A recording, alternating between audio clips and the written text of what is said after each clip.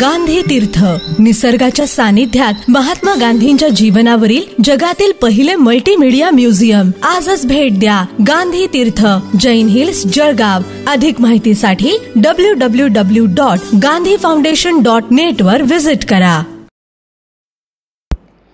रामदेववाडी येथे जो अपघात झाला त्या घटनेच्या अनुषंगाने MIDC पोलीस स्टेशन येथे CR नंबर 310/25 304 379 285 427 IPC आणि NDPS चे कलम याच्या अंतर्गत गुन्हा दाखल करण्यात आलेला आहे.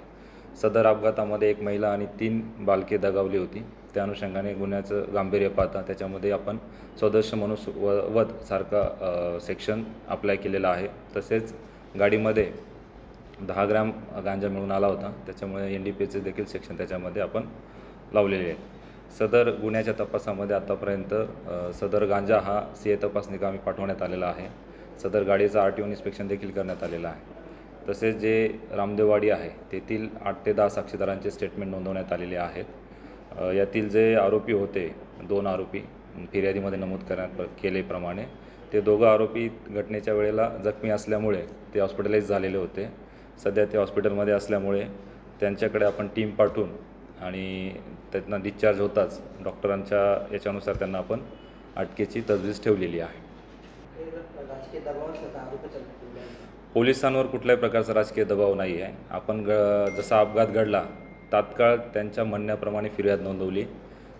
त्यांना ज्याप्रमाणे फिर्याद द्यायची त्यांच्या शब्दांप्रमाणे आपण फिर्याद नोंदवून 304 सारखा सदोष मनुष्यवध याच्यासारखा सेक्शन लावून गुन्हा दाखल केलेला आहे. आणि याच्यामधील जे आरोपी आहे ते हॉस्पिटलाइज असल्यामुळे आपल्याला आतापर्यंत अटक करण्यात आलेली नाही. ते हॉस्पिटलमधून डिस्चार्ज होताच आपण अटकेची कारवाई करणार आहोत. त्यांचे रक्ताचे नमुने काढण्यात आलेले आहेत.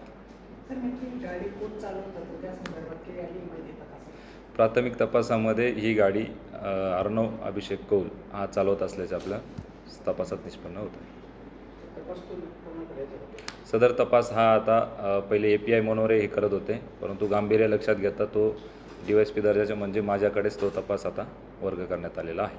17 दिवसांपासून या आरोपींवर उपचार सुरू आहे असं कुटुंबियांचं म्हणणं आहे की अशी कुठली ट्रीटमेंट करताय जगामध्ये पण ट्रीटमेंट केली जाऊ शकते.